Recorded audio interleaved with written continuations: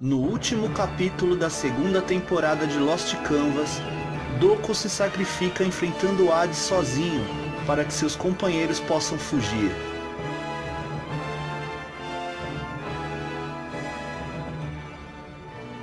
Alguns dias depois da morte de Doko, Athena está diante de algo incrível. Parece um continente ascendendo nos céus. Em outro ponto, o Cavaleiro de Prata de Corvo e seus corvos estão aonde antigamente era a Península Italiana. Ele vê que ela não existe mais e logo após isso ele vai até o santuário para passar as informações a Athena. Athena, por sua vez, decide atacar Hades no próprio céu, que agora é uma pintura do deus da morte, o Lost Canvas. Tema, que está na casa de Libra se lamentando por Doko, se recorda de todas as vezes em que Doko o salvou e se sente um miserável por não ser forte o bastante. Ele entende que precisa ficar mais forte, só assim para proteger as pessoas que gosta. De repente surge Degel de Aquário, que indaga sobre a força de Tema e diz que certamente a culpa da morte de Doko é dele, devido à falta de habilidade do Cavaleiro de Pégaso. Então ele sugere que Tema não fique ali de braços cruzados. Então Tema se irrita e pergunta para ele o que deve fazer, e Degel responde que ele deve ir à Ilha Canon. Lá existe um demônio que pode lhe fornecer a morte ou a força. Então vemos a Ilha Canon, onde alguns cavaleiros de prata estão sendo espancados por um monstro de dentes afiados, ao qual é chamado de o primeiro cavaleiro. Quem será esse demônio que mastiga armaduras dos cavaleiros de prata?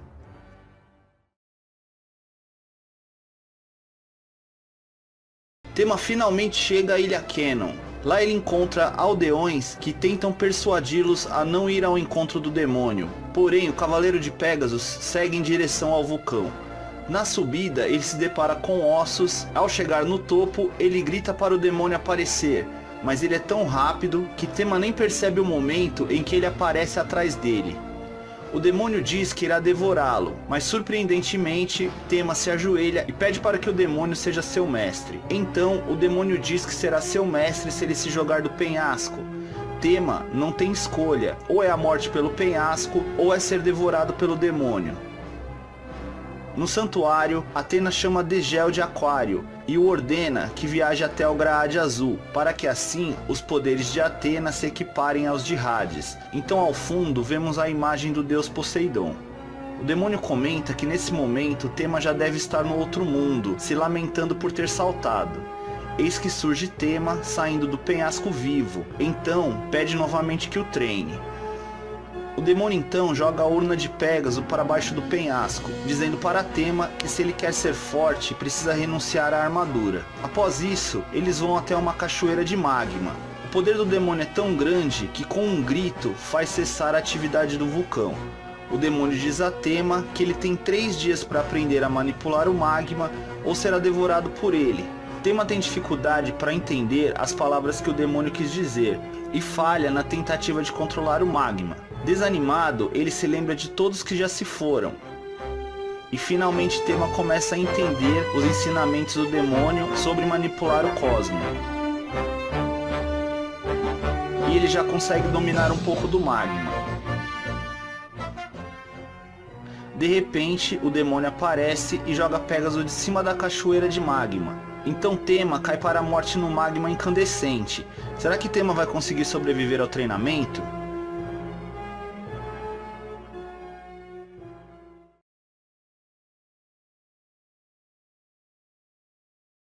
Tema parece não ter escapatória da cachoeira de magma, mas o Cavaleiro de Pégaso sente que deve repetir o que fez nos últimos dias e dominar o magma com seu cosmo.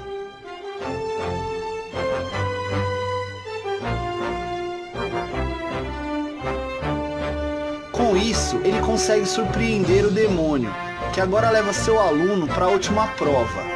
Tema terá que deter a erupção do vulcão da Ilha Canon. No santuário, serviçais conversam sobre Degel, que é considerado como o mais sábio entre os Cavaleiros de Ouro. E ele está na biblioteca da Casa de Aquário, onde estuda sobre o Graade Azul, local onde os cavaleiros de Atena foram mandados para vigiar o cativeiro de Poseidon. E agora, o poder do deus dos mares é necessário para vencer Hades. Então ele convida o Cavaleiro de Escorpião para ir com ele ao Graade Azul, na Sibéria. Porém, Cardia diz que não tem interesse em um local tão frio. Degel o convence apenas dizendo uma única palavra: Poseidon. Na ilha Canon, Tema tem que deter a erupção ou a ilha desaparecerá. Então ele eleva seu cosmo tocando o sétimo sentido e salva todos, desmaiando no processo. O demônio salva e tem a visita do espírito de um velho companheiro, Asmita, que chama o demônio pelo nome, Défteros, e o convoca para a guerra contra Hades, onde ele pode usar o seu poder de destruir galáxias. Degel de Aquário e Cardia de Escorpião chegam à Sibéria. Os dois acabam se deparando com o vilarejo do Graade Azul, onde só encontram ruínas. De repente, duas pessoas encapuzadas o atacam. Cardia se defende e coloca os dois no chão. Uma das pessoas chama-se Unity e revela que é um dos Cavaleiros Azuis. Degel revela conhecer Unity, filho de Garcia, o homem que lhe ensinou muitas coisas.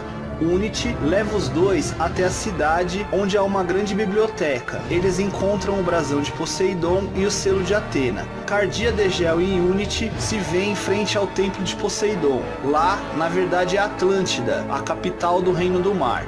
Degel manda Unity voltar, já que ele é o sucessor do trono do Graade Azul. Mas ele pede para que deixem-o guiá-los. Degel reluta, mas Cardia o convence a deixar. Unity lembra que na sua infância com Degel, eles conversavam sobre o futuro do Graade Azul e sobre a constelação de Cisne e sobre a sua amizade.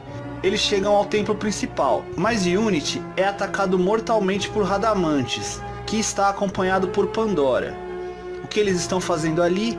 Eles vieram fazer a mesma coisa que os Cavaleiros de Atena, ou seja, pedir ajuda de Poseidon.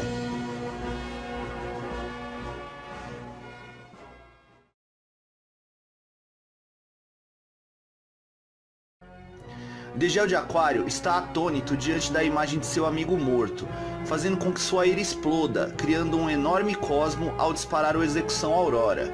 Entretanto, nada acontece com Radamantes e Pandora, que somente ridicularizam o poder do Cavaleiro de Aquário. Pandora diz que vai até Poseidon e que Radamantes deve se encarregar dos Cavaleiros de Ouro. Então ele os ataca. Quando Degel cai, Cardia já assume sua batalha, golpeando Radamantes com uma de suas agulhas. O Cavaleiro de Aquário entende os sentimentos de Cardia, que pede para Degel ir atrás de Pandora, que neste momento já deve estar próximo de encontrar o deus Poseidon. O juiz do submundo dos mortos tenta impedir e ataca os dois Cavaleiros de Ouro com seu golpe Destruição Máxima. Pandora se vê à frente de um portão, que ao abrir, libera o poder do deus dos mares. Na batalha entre o Espectro e os Dourados, os Cavaleiros de Atena continuam vivos, porém muito machucados. Radamantes se prepara para atacar novamente, mas o veneno do escorpião começa a agir em seu corpo. Degel aproveita a oportunidade para ir atrás de Pandora, e Radamantes, paralisado, não pode fazer nada. Então, o sentimento de que falhou novamente com Hades toma conta de Radamantes, e ele volta a atacar Cardia com um poderoso ataque, acreditando ter vencido a batalha com esse golpe. Quando o juiz iria atrás de Degel, Cardia surge novamente e diz que está com o coração fervendo para lutar contra o espectro. Tudo indica que Cardia vai usar a sua maior técnica para deter Radamantes, mesmo que isso custe sua vida. Conseguirá o Cavaleiro de Ouro chegar até Pandora a tempo?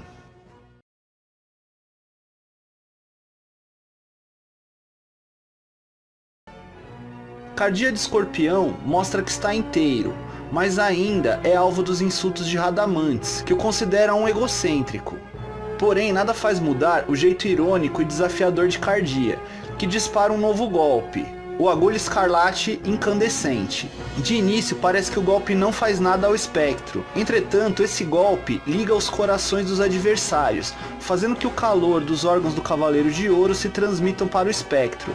Porém, o juiz não quer esperar a morte e ataca o escorpião, que revida com o Antares Incandescente. O poder emanado é tão grande que Degel de Aquário se assusta ao entender as intenções do amigo. Cardia de Escorpião luta furiosamente, mas ainda é alvo de Radamantes. Porém, Radamantes se defende, segurando a mão de Cardia, e contra-ataca com destruição máxima. O poder é tão grande que destrói o braço direito de Cardia. O Cavaleiro de Ouro então ataca com a mão esquerda, que está livre, e fere mortalmente o Juiz do Submundo. Antes de morrer, começou a se lembrar de Degel de Aquário, que o encontrava para esfriar seu coração. Cardia sofria de uma doença que já tomava parte de sua vida, um aquecimento anormal no seu coração que com certeza o mataria prematuramente. Entretanto, ele aprendeu a utilizar a sua doença ao seu favor, transformando na técnica agulha incandescente. Degel de Aquário sente a morte de Cardia de Escorpião e de Radamantes, mas mesmo assim se apressa para ir para onde está Poseidon. Chegando mais à frente, o Cavaleiro de Aquário vê que Pandora está caída, quase morta, e lá sente um poder imenso diante da porta aberta que o leva para o palácio. Entretanto, ele encontra uma mulher presa em uma esfera de energia. Ele a reconhece como sendo Serafina, uma rainha do Graade Azul. Porém, quando ele tenta libertá-la, surge um Marina, dragão marinho. O dragão marinho propõe a Degel que o ajude a libertar Poseidon do selo de Atena, para colocá-lo no corpo de Serafina. Degel se enfurece e ataca o Marina, que perde o capacete, revelando ser Unity. Degel percebe que existe uma estranha marca na testa de Unity. Degel reluta e se sente enojado pelo que seu amigo está fazendo com Serafina. Unity mostra a ânfora de Atena, onde a alma de Poseidon está selada, e exige que o Cavaleiro de Ouro de Aquário destrua o selo que impede Poseidon de se libertar do cativeiro. Mas Degel obviamente se recusa, e Unity ainda tenta fazer uma troca, oferecendo o oricalco, que é o metal das vestimentas. O metal era a verdadeira razão de Degel e Cardia estarem ali. Degel recusa a oferta, o que faz Unity perder a paciência e atacar o Cavaleiro de Aquário. Degel ataca Unity com o pó de diamante, que é repelido facilmente graças a Unity utilizar a força do tridente de Poseidon. Ele explica que seu poder vem da enorme sabedoria de Poseidon, que estava contida nos livros da biblioteca do Graade Azul, que essa sabedoria o tornaria perfeito em breve. Com isso, Unity também dispara o seu novo poder, que cria um redemoinho de água, prendendo Degel de Aquário. Apesar de Unity querer manter o Cavaleiro de Ouro vivo para poder libertar Poseidon, o seu golpe é devastador. Mas Degel congela o redemoinho e lembra Unity da promessa que os dois fizeram quando ainda eram crianças. Eles queriam ligar o Graade Azul ao mundo. Unity o ridiculariza, fazendo Degel apelar para o seu último golpe, o Execução Aurora.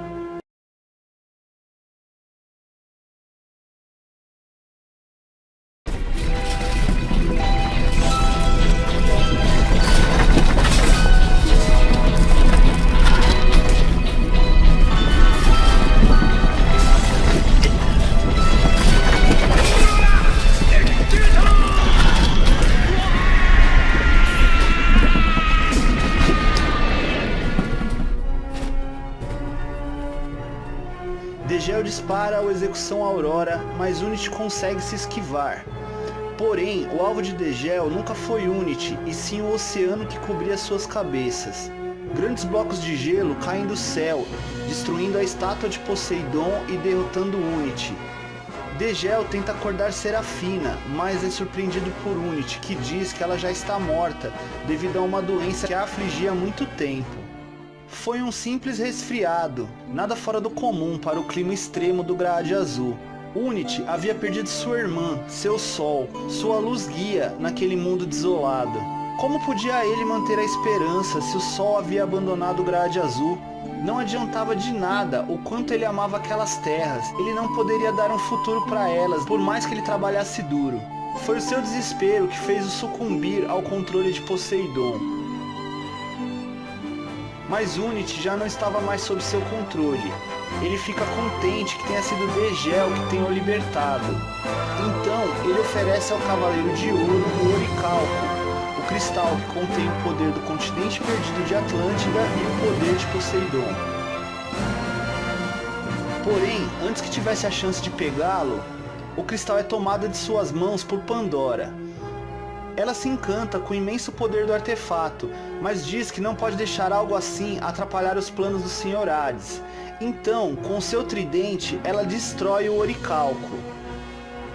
Pandora não foi capaz de perceber o que estava fazendo até ser tarde demais. O cristal de oricalco era a única coisa que mantinha o poder de Poseidon sob controle no corpo de Serafina, e agora nada mais poderá deter o deus furioso que despertou com o poder dos oceanos. Serafina agora veste o traje do deus dos mares e começa a destruir tudo.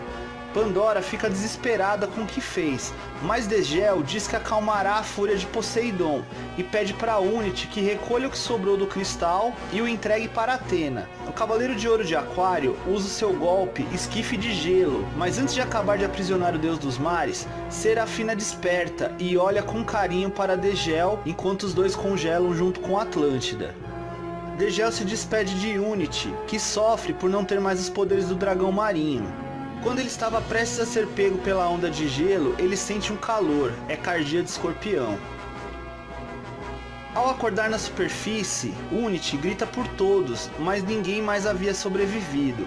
E assim, aquela guerra santa faz mais 2 vítimas, Cardia, o Cavaleiro de Ouro de Escorpião, que com o calor de seu coração foi capaz de derrotar um dos 3 juízes do inferno, e Degel de Aquário, que sozinho foi capaz de conter a fúria do deus Poseidon.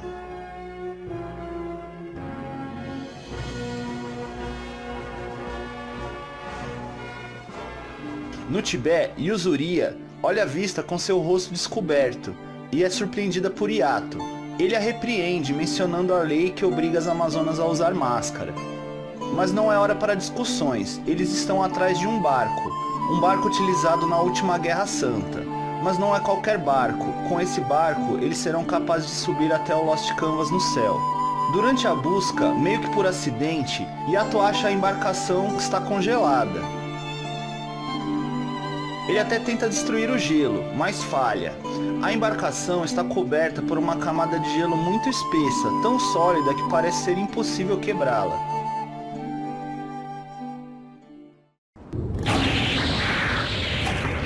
Lightning Bolt!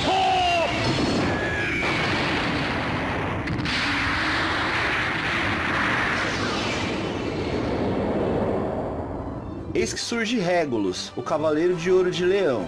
Regulus se aproxima do barco e dispara o seu relâmpago de plasma, destruindo o gelo. Todos ficaram impressionados, um brilho, nada mais que isso foi visto rapidamente no ombro de Regulus, e o gelo estava despedaçado. Nem mesmo Yuzuria, que é uma amazona de prata, foi capaz de ver o golpe. O único que não parecia impressionado era Yato. Ele explica que o golpe foi na velocidade da luz e que em segundos ele foi capaz de enviar milhões de golpes. E que é muito difícil acreditar que um garoto de sua idade é capaz de tal feito. Yuzuria questiona Yato, que diz conhecer o Cavaleiro de Ouro, que ambos haviam sido companheiros de treino sob a tutela de Sísifo. Porém, Regulus se mostrou um gênio das lutas, conseguindo se destacar e sendo escolhido para ser um Cavaleiro de Ouro. Yato então, meio contrariado com um ar de depressão, resolve fazer a sua missão, que é reparar o barco que está com avarias. No santuário, Unity entrega o oricalco a Atena. Após isso, a deusa consola o governante do Grade Azul e se sente feliz de ter ajudado depois de tudo. Atena lamenta a morte de seus cavaleiros e se preocupa por estar somente com 2 cavaleiros de ouro à sua disposição. E é neste momento que chega Tema com sua nova armadura e muita energia para levar o oricalco até Jamiel. Sísifo diz que vai preparar a batalha e deixa Atena aos cuidados de Tema. Em Jamiel, Regulus pensa o motivo de estar lá, que é proteger o barco de qualquer investida de Hades. Aquela embarcação é feita de uma árvore que existia no Olimpo em tempos mitológicos e tem a mesma propriedade das armaduras. No inferno, Violet, a estrela celeste da solidão, se banha num grande salão, revelando seu corpo nu, todo marcado por cicatrizes. Algumas servas chegam e avisam que chegou a hora de ir. Elas ajudam a Espectro a vestir a sua armadura, enquanto admiram as marcas da principal comandante de Aiacos de Garuda, um dos 3 juízes do inferno. Os outros espectros reconhecem a enorme resistência de Violet, que pode suportar o poder imenso de Aiacos. o juiz usa seu golpe Voo de Garuda para lançar a sua subordinada até Jamiel, com a missão de matar os cavaleiros. Violet chega ao local onde o barco está e causa muito pavor ao destruir o chão apenas com um pisar.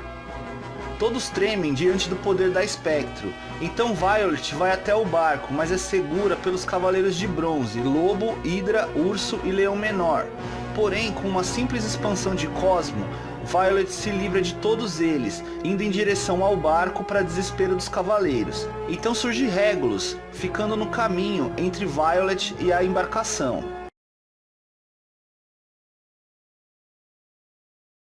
Violet e Regulus se desafiam, um tentando subjugar o outro, mas a Espectro se mostra maior e mais forte.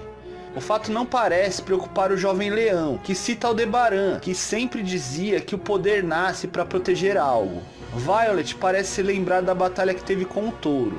Quando a batalha está novamente empatada, Junkers recrimina Regulus. Aquela luta entre o Espectro e o Dourado está destruindo o barco que estava sendo restaurado naquele local. Regulus então, com um golpe, joga Violet para fora da caverna e com isso destrói parte do peito da armadura de Violet. Mas no processo acaba quebrando também o punho da armadura do leão.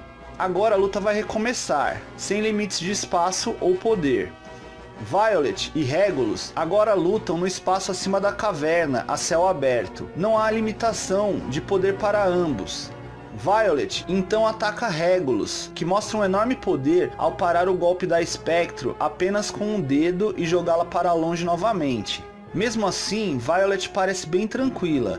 Dentro da caverna, aos olhos incrédulos de Junkers, Yato é subjugado por Stand de Besouro Mortal, a estrela celeste da feiura, que anuncia a invasão iniciada por Violet.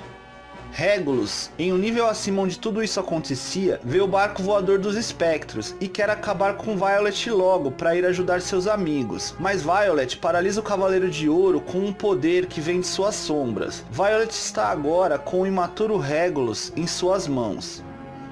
Enquanto isso no santuário, Sísifo de Sagitário chega até Xion, que estava consertando dezenas de armaduras utilizando seu próprio sangue. Sísifo fica impressionado com o talento de Xion, talento esse que o mestre Sage viu muito antes de todos, assim como Sísifos viu o talento enorme de Regulus. Ambos possuem um talento inato, são verdadeiros gênios. Sísifo convoca Xion para ir ao encontro de Regulus em Jamiel. De volta a Jamiel, Regulus é surrado e não consegue se defender de Violet, que espanca o cavaleiro como se fosse uma declaração de amor ao seu mestre Aiacos. Entretanto, Regulus consegue inverter a técnica de Violet e agora domina as sombras, imobilizando a Espectro. Agora é a vez de Regulus atacar. Regulus de Leão luta agora com facilidade, vendo o corpo de Violet coberto pelos mortos-vivos que ela trouxe da 7ª prisão e os escondeu nas sombras. Ele pôde ver através da técnica e com o maior Cosmo pôde controlar os artifícios de Violet, que se enfurece ao comparar a sua vida com a de Regulus. Ela fica indignada com o fato de sempre ter sofrido para progredir, enquanto Regulus e sua genialidade sempre teve tudo que ela lutou para ter, de uma forma muito mais fácil. Assim, em nome de Aiacos, Violet se desfaz dos mortos, bem como o resto de sua armadura, e ataca Regulus com o máximo de sua força. O leão admite que sua vida foi mais favorável e ataca Violet com um relâmpago de plasma. A Espectro cai de joelhos e diz o nome de Aiacos diante de Regulus, que admite ser imaturo e não saber entender o sentimento das pessoas com seus olhos. A única coisa que ele pode fazer com seus olhos é ver como pode superar seu inimigo. Regulus de Leão olha com respeito para o corpo de Violet, que está estático de joelhos à sua frente. Ele pensa no esforço feito pela adversária e como ele deve se dedicar de igual forma para cumprir as suas missões. Porém, um grande cosmo chama sua atenção, junto com um imenso impacto. Na caverna, Yato de Unicórnio é surrado por Stand de Besouro Mortal, que diz que o barco que eles tanto protegem será destruído. Ele ainda fala que Athena é uma pessoa ingênua, achando que um velho barco poderá invadir o Lost Canvas.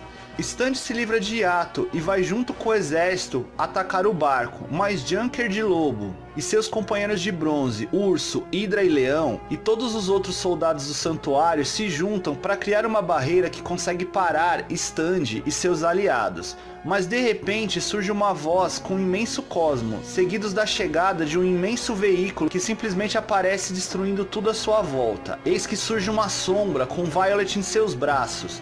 É a Iacos de Garuda.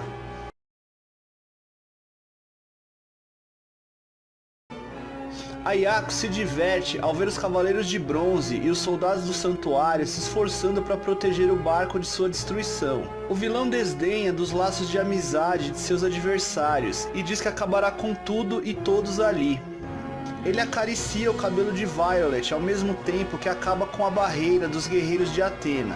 Para Iacos, os únicos laços que importam são os de subordinação aos mais fortes. O espectro resolve destruir o barco, que agora é protegido somente por Junkers, que ainda continua de pé. A Iacos ataca e quando Junkers está prestes a ser atingido, ele é salvo por Sísifos.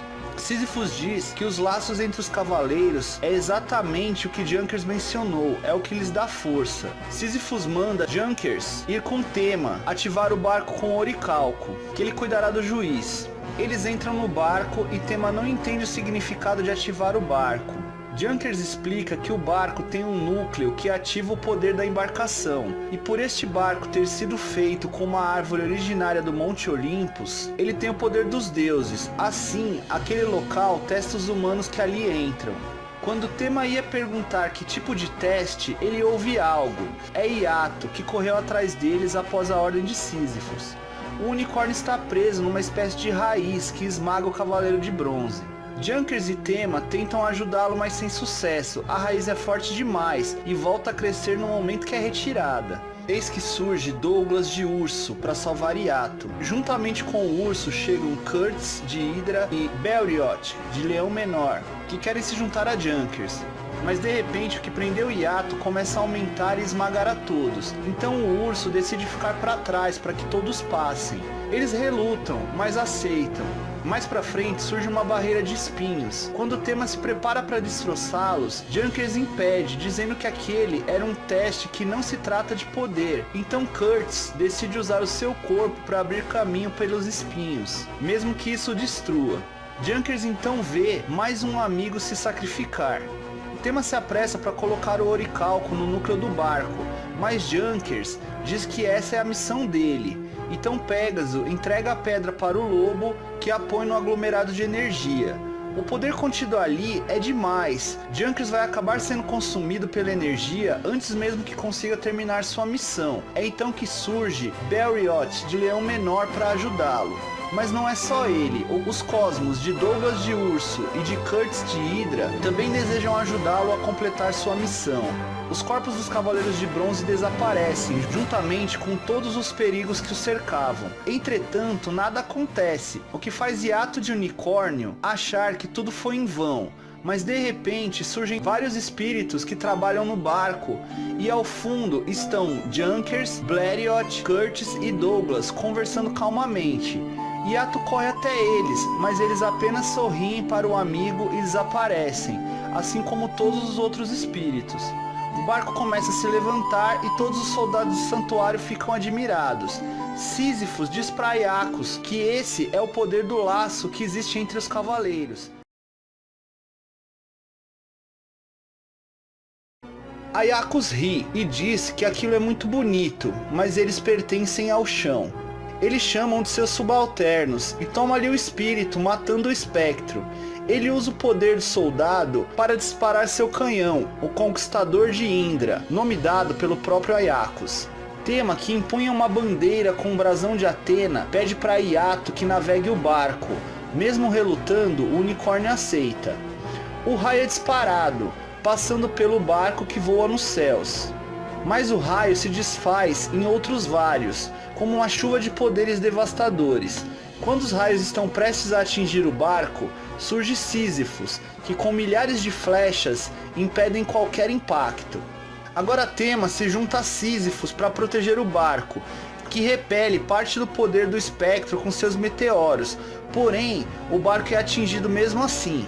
Aiacos explica que isso só foi possível devido à incompetência da tripulação. Isso faz Yato perder a concentração, fazendo assim o Cavaleiro de Bronze navegar o barco de maneira desastrosa.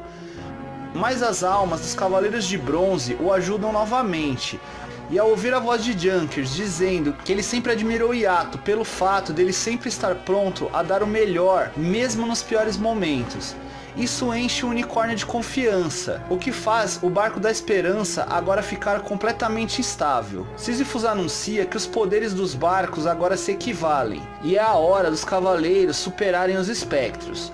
Furioso, Aiacos não admite ficar por baixo na batalha, então ele cria chamas que incendeiam seu próprio barco. Os Cavaleiros de Atena percebem que o espectro só quer ficar por cima na batalha.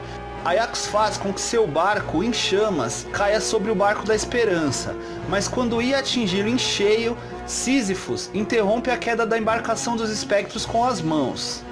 Aiacos se diverte ao anunciar a morte dos subordinados de Sísifos, que se enfurece ainda mais ao ver que os subordinados de Aiacos estão morrendo porque não aguentam as chamas que o juiz produziu no seu barco. Tema diz a Sísifos que eles podem cuidar do barco, só assim ele poderia vencer Aiacos, mas obviamente Sísifos não quis abandonar seus amigos. Sísifos usa um novo golpe, algo como Impulso Iluminado de Quiron, que apaga as chamas de Aiacos e coloca o Barco das Trevas para trás. Agora o Cavaleiro de Ouro de Sagitário mostrará quem realmente pertence ao chão. Como será a continuação dessa feroz batalha? Sísifo será capaz de mostrar a Aiacos como age um verdadeiro líder?